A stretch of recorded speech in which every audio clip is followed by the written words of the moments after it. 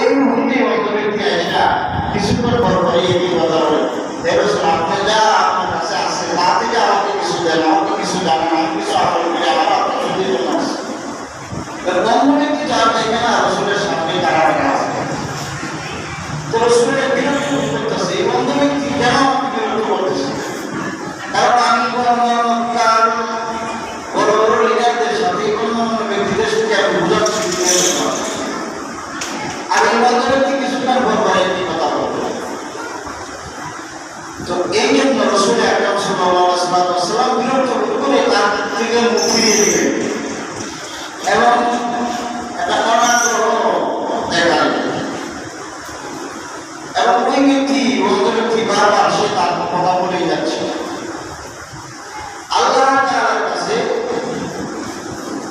এই উকবা সাহেবরা আবুজাহেল মুকলিব মুগীরা মক্কার বড় বড় যত কাফের আছে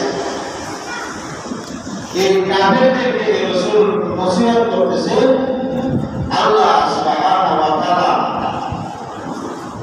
ওনার কাছে, এটা আল্লাহর কাছে না।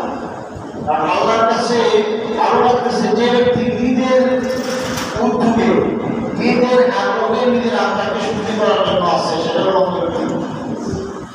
আর যাদেরকে দাওয়াত দিয়ে আনন্দ দাওয়াত দিচ্ছেন তারা হলেন মক্কার আশেপাশে ব্যক্তিগত। তো